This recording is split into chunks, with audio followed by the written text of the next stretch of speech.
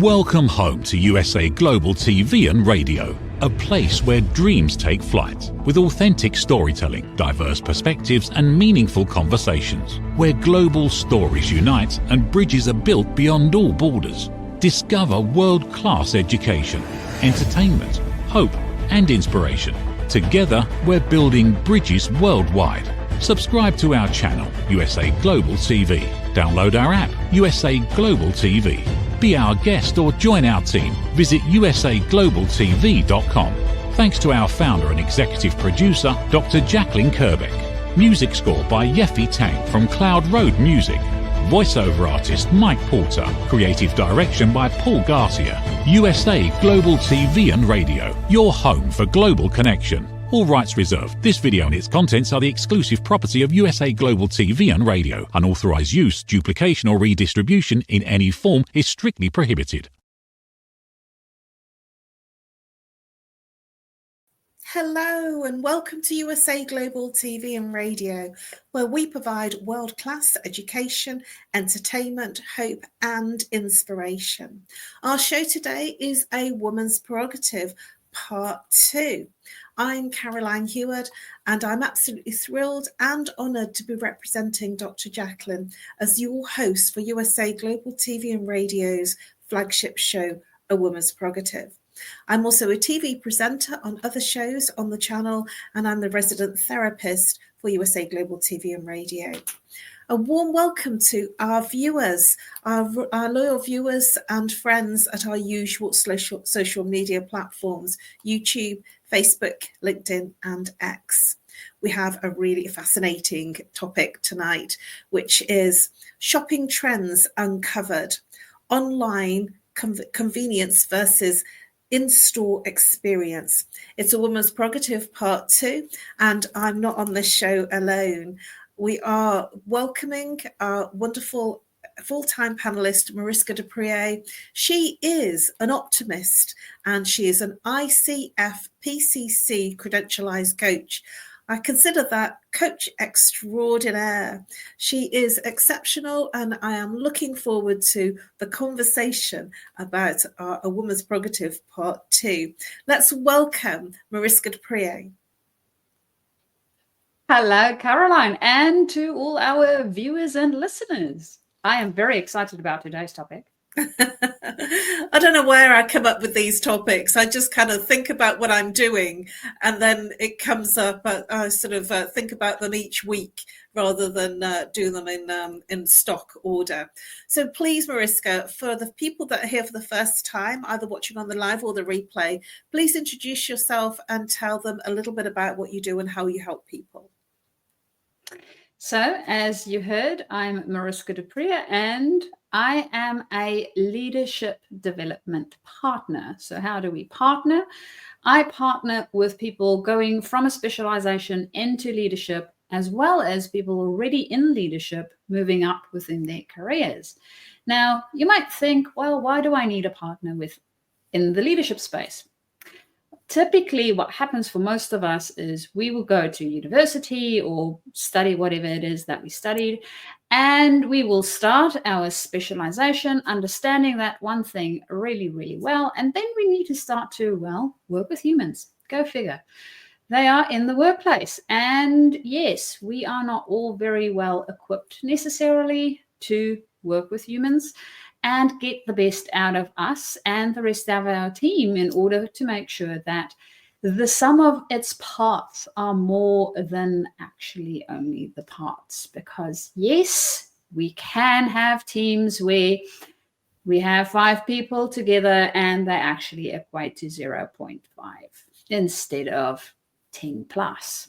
So that's where I help you, and you can get hold of me via my email address, which is mariska@journey2discover.com, or alternatively, you can also find me on LinkedIn, where I am Mariska D for some odd reason.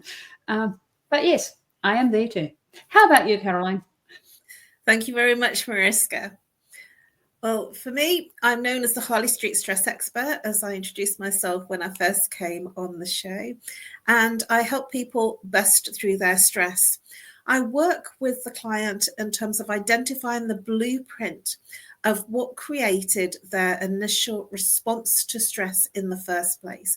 So if it's physical, like physical ache and pain, if it's emotional sadness, loneliness, heartache, or if it's mental stress, anxiety, depression, or if it's behavioral, where you're complaining about a relationship, a person, or if you're angry all the time, if you're not happy, if you've always got a grudge to bear about something or someone, or in court all the time, these are natural behaviors, and you'll know because the person that's experiencing those behaviors will be experiencing them as a regular experience for them in their lives.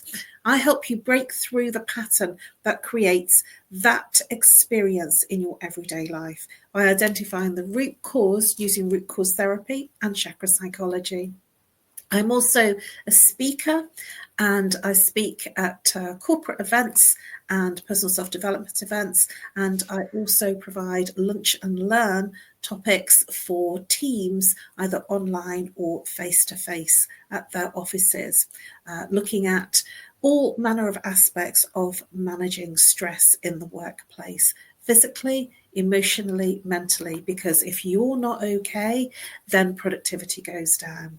That's me, and you can catch me and follow me on Facebook and LinkedIn, or message me. So follow me, connect with me, and message me, and I look forward to busting your stress.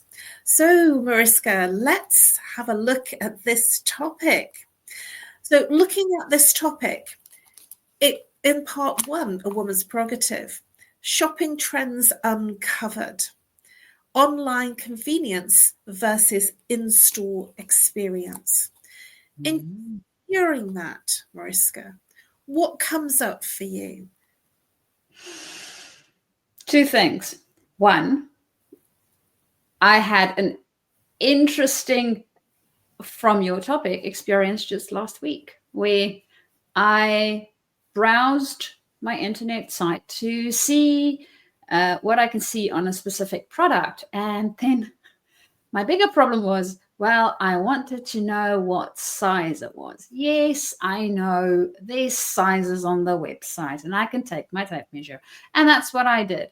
And I don't know. There's just something about the physical thing, being able to stand in front of it, see it in a space that makes it different. And I'm sorry, I'm not going to make a paper origami thing of it so that I can figure out how it looks in my space. So I sort of sat with that for a bit and tried to figure out where I can actually go and have a look at it. I would most probably still buy it online because it is a little bit cheaper that way. But I still wanted to actually see the product. And then I had another one where buying it online actually cost me so much more. So I went to look for the physical product in a store so I could save a bit of a penny or two on that. So that's the two things that came up for me when I saw our topic for today. I'm so in agreement with you, because not everything is cheaper online. And that really surprises me, because I would naturally think, and in my years of shopping online, I am a bit of a shopping person online, because I don't always find the time to go out. When I was living in London, shopping in the middle of London was very stressful on the tubes, and it was very stressful in terms of the journey, and the shops were really busy, and it was always wind me up. So if I can, especially for technical things, I would speak to somebody or check all the profiles, check all the technical specs, and then I would speak to somebody, a technical support person, and then I would go and buy it after speaking to somebody. And it's all over the telephone and online. And I've certainly bought things like TV, for instance, online, but gone to reputable companies like Careers. Sorry, they're not paying me to talk about them, but I just kind of let that slip. But that's one of the major stores in terms of the UK for buying technology and for buying large white goods. So it's a recognized and reputable brand. So if I was buying something like that, I would go to reputable brands rather than what I call box shifters. But then, you know what I mean? You know, those companies that just, it's warehouse prices or low price, but they're not giving you the tech support or the customer service in terms of knowledge of the product. And that for me is something that I desire. And so I have time doing research online, and then I make the call. What are your thoughts about what I've just shared in terms of, it's a big process if I'm buying something that's technical, at least, you know, my lights, for instance, for my studio, I bought online and I wasn't sure what the sizes were. So there I am getting my tape measure out thinking, what's 10 inch? What's 8 inch? What are your thoughts about what I've just shared? I absolutely agree. I have exactly the same experience, especially with tech. The lighting I bought, same thing, also bought them online, and had to have my measuring tape and sort of try and figure out whether this would even fit on my desk or not. And being able to actually see who can support and who can not support, as you mentioned, those box shifters. I mean, if it's something that isn't necessarily technical, or it would be easy enough to fix myself, then fine, I don't have a problem. I love buying books online. So I have a tendency, and you guys can't see it, but I have a bookshelf just there. And my bookshelf, most of the stuff is bought online. I also have a Kindle, which luckily, if I had to have a bookshelf for the books that I have on that thing, I might need a couple of bookshelves. So there's a lot of things that is easy to buy online, and then there is definitely quite a few that needs research. And Caroline, I'm with you on the reputable sellers. So this might be a wholesaler that sells and gives us proper service, or I will go to the product manufacturer if possible. So I have a little robot vacuum cleaner, which I bought from the place itself and not from a wholesaler, because I wanted to make sure that I could get all the tech support and everything that I need for it, because, well, again, a technical piece of equipment, right? Yes, I know it vacuums, and it has all sorts of sensors and weird things in it. So if something fails, I want to know that I can get it fixed, and I know that these guys actually know what they're doing. So I'm with you on that one 100%, especially with white goods. And I mean, they are not cheap. Let's just be honest. Anything that has a microchip of any sort in it these days, they're not cheap. So I want to make sure that I can take care of them. I'm in agreement. I'm nodding here in agreement with everything you're saying. We do speak the same song and sing from the same hymn sheet.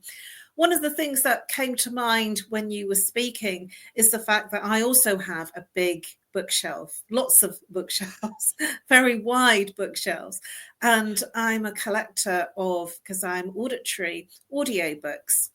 And I do purchase them online, and I've got such a big library now that I have no room to store anything on my bookshelves. So now I'm looking at companies and buy from companies that have a hosting site so I can download at the hosting site. So I have Audible, and I also have some other ones from more personal self-development or spiritual involvement companies that I can download and keep it in their library. And so I stopped buying books quite a number of years ago and only buy a few because I just ran out of space. That's why I needed to buy a new home, because when I was living in London, I literally ran out of space on the bookshelves and I was filling up the floor with books. And so I stopped buying books. But that hasn't deterred me from buying books, because now I have a place that's twice the size. So, Mariska, from your perspective, do you feel that younger generations are gravitating more towards online shopping? That is a good question. I have no idea, seeing as my younger generation does not live with me in my house. I think partially it's potentially a personality thing. It's also depending on where you live. So thinking about living in South Africa, I never shopped online. Other than if it is something that I get electronically and it would be delivered electronically, like a audiobook or a digital something, then yes. But other than that, I would not. And unfortunately, for the main reason that I would never know whether it would actually arrive at my doorstep, which is a bit sad, unfortunately. And in saying that, there's still couriers and things that you could have if you have a signed delivery. That's possible. Unfortunately, at that stage, I lived in the middle of nowhere. So very difficult to get a signed delivery other than potentially then maybe dropping it off at work. So I typically didn't do it as much. Now, in New Zealand, quite a different story. There, I'm very assured that my package will actually find its spot to my doorstep. So I had a tendency to order a little bit more online. What I would also do is I would save up. So say, for instance, I would want to order something from a specific seller. I would save up the things that I want to buy from them, keep them in my little shopping cart, especially if they're not urgent things, until they reach the limit, which, if you are clever, you will notice there's some limits. If you buy over a certain amount, you do not pay shipping. Yes. So that's what I would do. I would save up enough of the stuff so that it would get to that limit. And then I don't pay shipping. I get all the stuff at the same time, and I'm quite a happy person. As for our younger generation, I have no idea what they typically do. Potentially they might shop more online, but you know what? I see a lot of them in stores, so maybe not. I don't know. We need a younger generation person to let us know. Please let us know if you are of the younger generation, and this is Caroline, anything up until 70.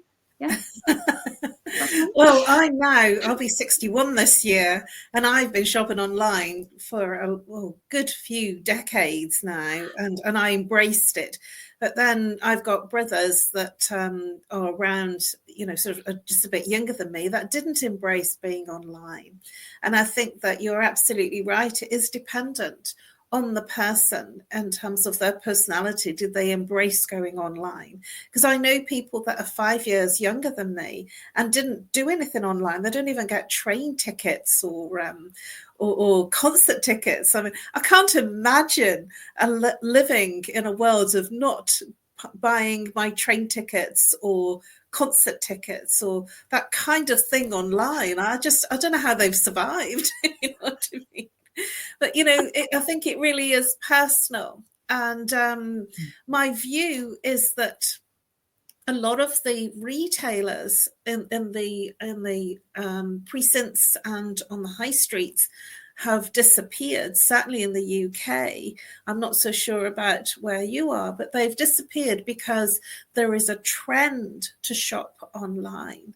And that's certainly relevant for the UK particularly, that our high street stores are disappearing.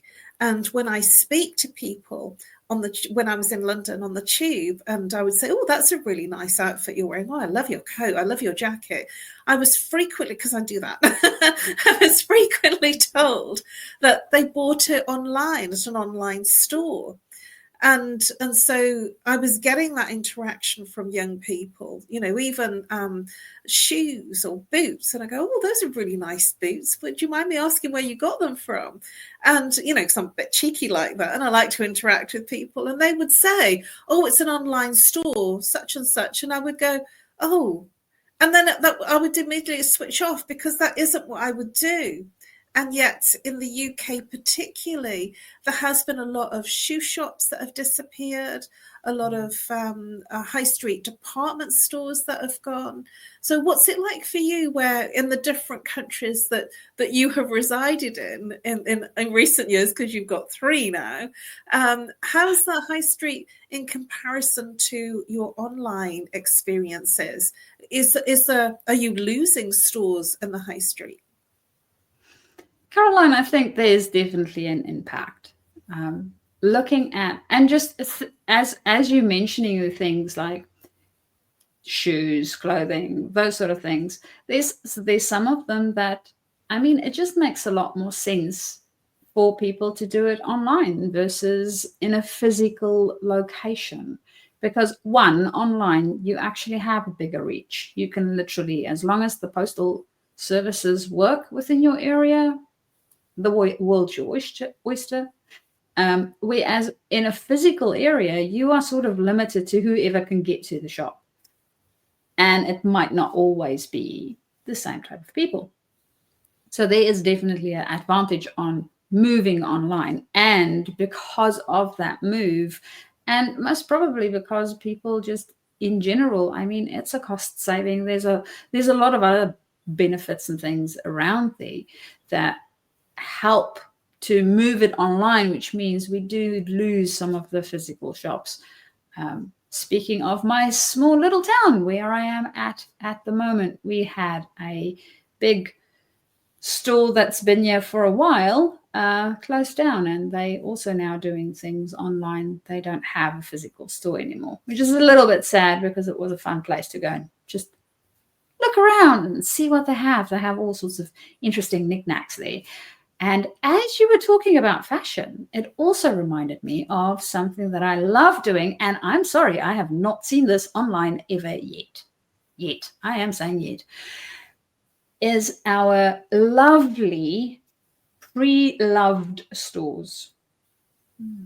Because, well, they have all sorts of different things coming in on a regular basis. So I think it might be a little bit tricky for them to put everything online. And that's a lovely place that, well, I also enjoy going to re-love some stuff that, speaking of, this jacket also came from.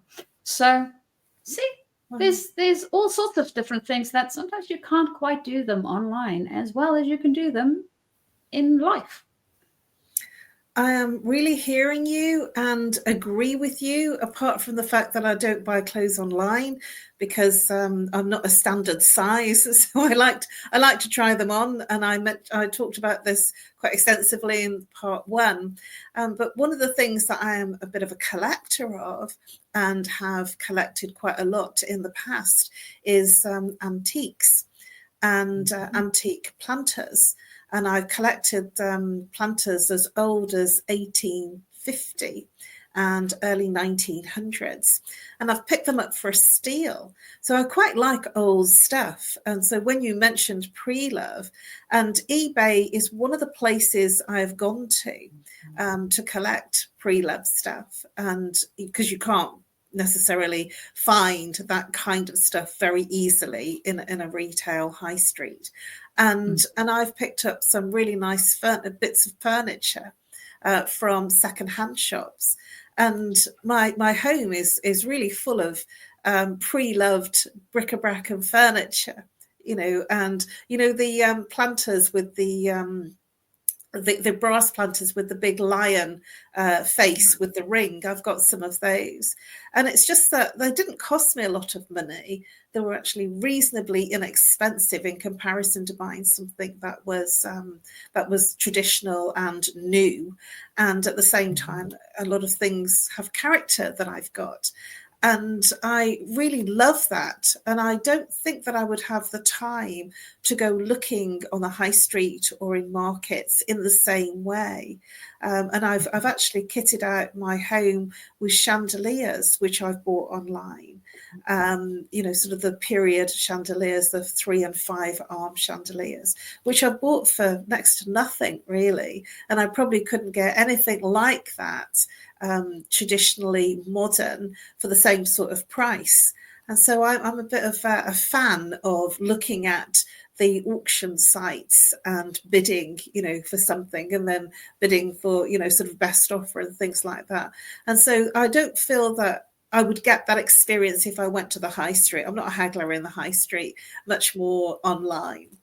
So yes, I feel that there is a difference. And at the same time, it's made me think that I've been quite an avid collector. And that's also reminded me about jewelry as well. I'm a fan of collecting pendants, jewelry, crystal. And I've purchased a lot in the past online from the US.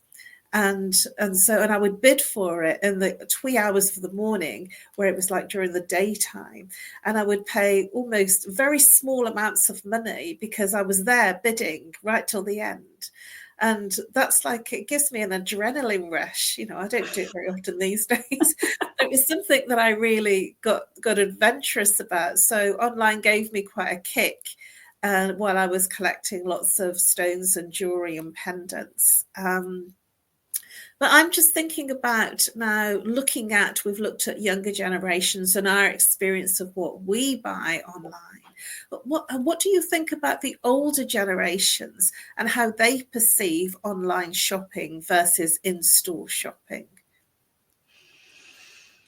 Well, yeah, I need to reference most probably parents would be the older generations. Unfortunately, all my grandparents passed away already, so they are not doing any shopping of any sort. Parents, let's see. Well, sometimes I think that and I do apologize if I am incorrect, mom and dad, but I think mostly it is more physical, more so than online, although my mom is very tax savvy, so I am sure that she would be able to buy stuff online if she so desires. And I have known her to buy things online, a very small amount though. So it's not big, a frequently happening thing. So I think for the older generations, typically less so. I remember New Zealand, I don't know whether you guys still do checks or not, or whether some people watching the show even know what a check is. It is a piece of paper that you fill out to say, I owe this amount of money to this person. You give it to that person and they give it to the bank and the bank gives them the money. Easy enough. So we started phasing out checks in New Zealand a couple of years ago. And I remembered quite a few newspapers reporting on the especially older generation being very upset about the fact that they can't write checks anymore because they just found it as a very easy way to go about it. And then people told them that they need to do online banking. This, of course, created quite a stir. So I do think that there is some resistance in some areas, especially for people that has been doing things a certain way for a very, very long time. What's your experience like, Caroline? I can quite agree with you. And I do a lot of, in inverted commas, air quotes, online shopping for my mum because I said, I can get that cheaper. Let me do some research for you. And now, because she has an iPhone, she does have adverts that come up. She's realized that the phones are listening. And if she's been talking about something, she gets an advert that pops up, or a sponsorship thing on Facebook that is offering what she's been talking about. So she's very cute at that sort of thing. And then she will click and she will look. But then she stops there and says, I've seen something that I like. Can you have a look for it for me?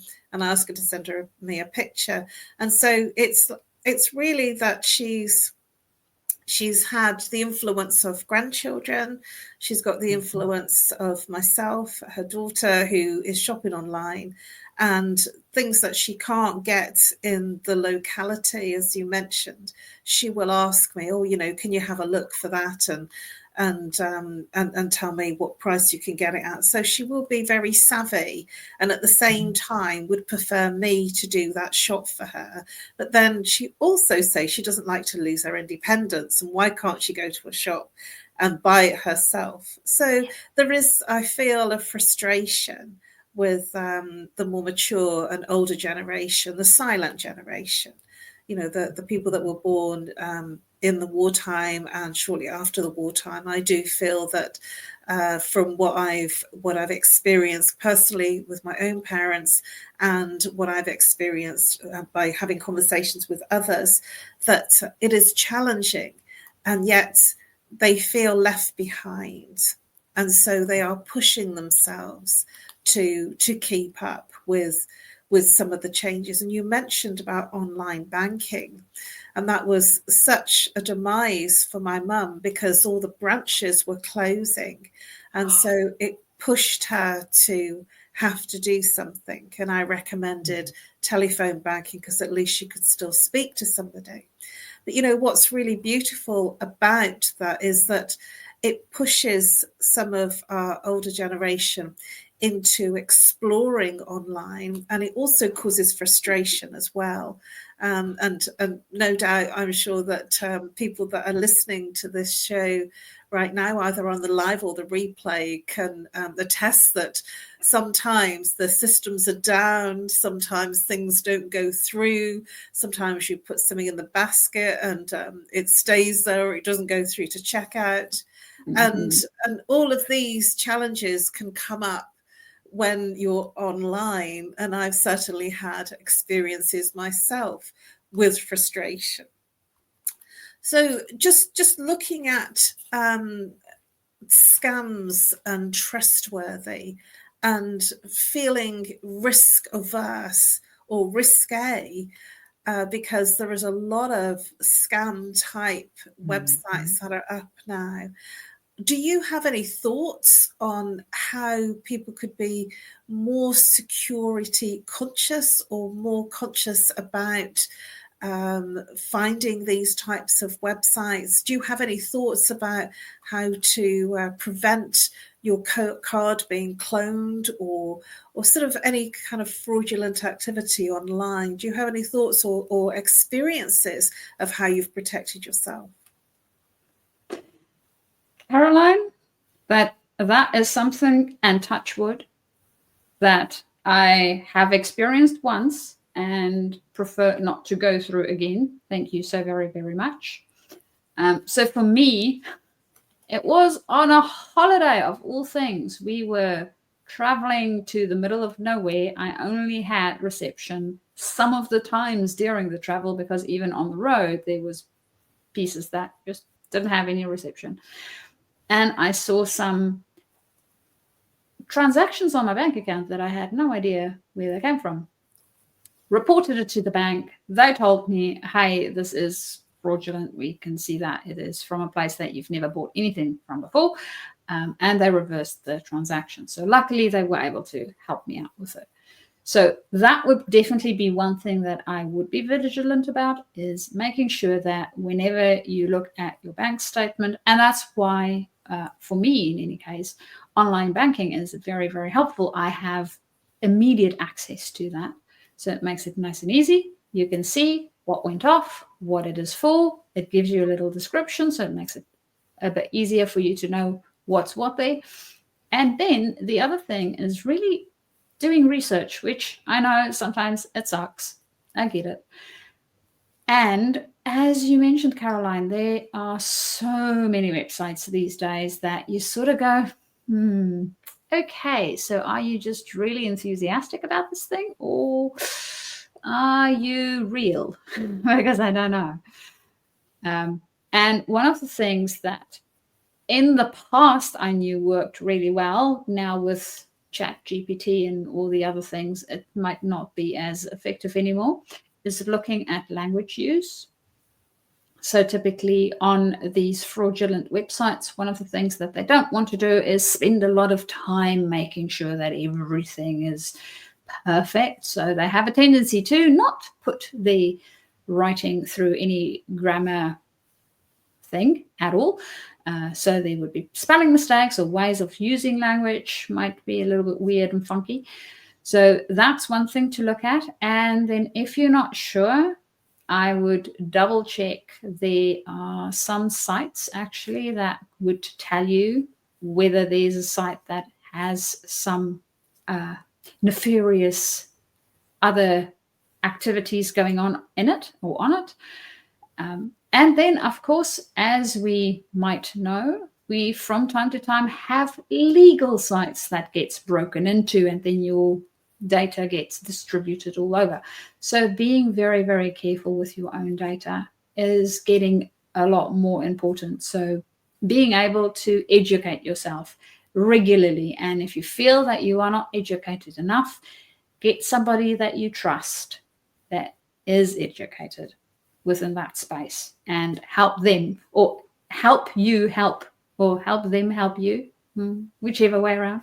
Be helped. Thank you, Mariska. And I love the fact that you shared some of the things that you have about fraud and scam websites. And it made me think about the fact that if something, and they say this, is a little cliche, if something sounds too good to be true, it's probably not real. It probably is too good to be true and maybe fake. Some things are good. So how do you work it out? One of the things that I do is I have this like little questioning mind, and I put into Google, especially if I'm about to purchase and it's a new site and I don't really recognize them or know them, I'll put into Google scam and then the site, or sort of the item, the product. And I'm amazed at how Google can come up with lots of records of the fact that that particular product is a scam product. And very recently, I had a sponsorship ad through on my Facebook saying there was a 3-month travel card for £2 for 3 months travel on all the buses in my area. And I just thought, oh, wow, that's really cool. And then I thought, is this too good to be true? And so what I did was I did a little Google search on my computer in another browser, and it came up with scam alert. And it said about this particular thing, and I put in the exact wording that it was using, and it was a 3-month travel pass for the South Yorkshire area. And I was really pleased, and I called up the local travel company and said, I almost didn't quite, but I almost bought, because it was only £2, and I just thought, well, that's nothing. So, you know, this will be really worthy. And I said, and she said, did you? And I said, no, I didn't, because I checked. I did a search. So even though Google might not always be accurate, there was many people that reported this travel card for £2, which would have been a steal. And so, you know, I was very relieved that I didn't go ahead and purchase, because many people would have said, oh, £2, it's not a lot of money, you know, and if you're traveling around the locality. So, yes, I would Google search, because that is definitely one foolproof way of, if other people have been caught out, that they will share their experiences online. And I certainly share my experiences online if anything's happened that isn't good. So we are almost at the end of our show, Mariska. Can you believe it? Doesn't that feel that it's gone quickly? So one final quick question before we close out on the show, and that is, do you feel, or how do you feel, the online stores, how are they affecting local businesses? Are they affecting local businesses?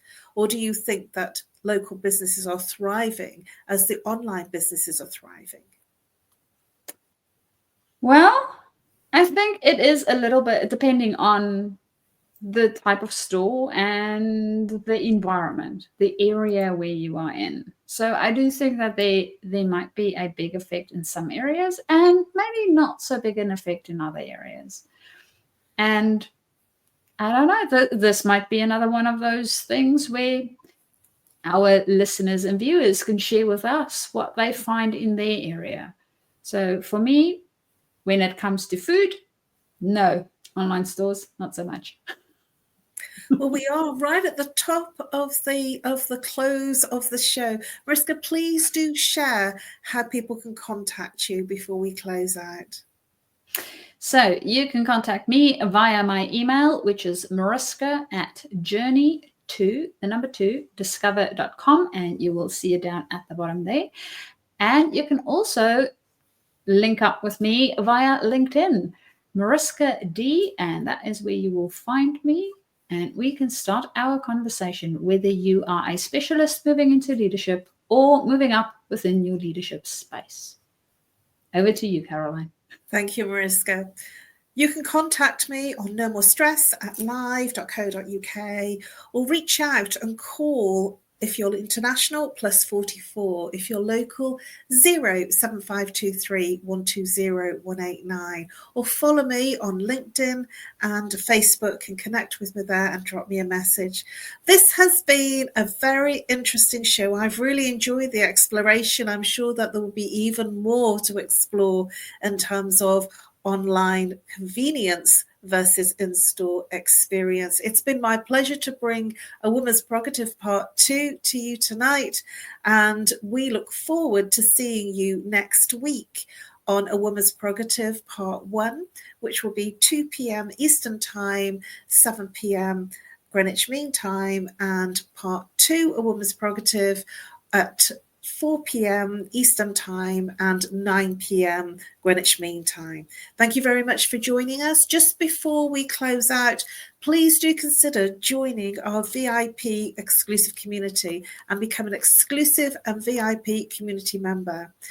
For first access to our newest videos, photographs and insights on the British royal family, live streamed on YouTube and USA Global TV and Radio. Thank you very much for joining us, whether you're here on the live or the replay, and I look forward to seeing you next week, next Monday. Bye-bye for now, and over to our sponsors. Have you ever felt unheard? Like your words float into a void, leaving you invisible and disconnected? How about feeling judged, when assumptions overshadow your truth, leaving you misunderstood and defensive? And then there's that moment when someone offers solutions you never asked for, dismissing your feelings and leaving you more frustrated than before. It doesn't have to be this way. Dr. Jacalyn Kerbeck, the listening mentor, understands. She's here to help you reclaim your voice, build stronger connections, and create meaningful conversations that inspire understanding and mutual respect. Through her groundbreaking books, online and in-person courses, and interactive workshops, you'll learn how to navigate life's most challenging interactions. Discover the power of elevated listening and transform how you communicate. Master setting boundaries and asking permission to protect your peace. Learn to recognize and release judgment, fostering empathy and true connection. Dr. Kerbeck also offers personalized coaching, one-on-one or group sessions designed to fit your unique needs. Whether in person or virtually on StreamYard, her guidance will empower you to thrive. You don't have to struggle alone. The path to deeper connections and better relationships start here. Visit drjacalyn.com or usaglobaltv.com. Join a global community of empowered listeners and transform your life, one meaningful conversation at a time. Dr. Jacalyn Kerbeck is the listening mentor. Start your journey today.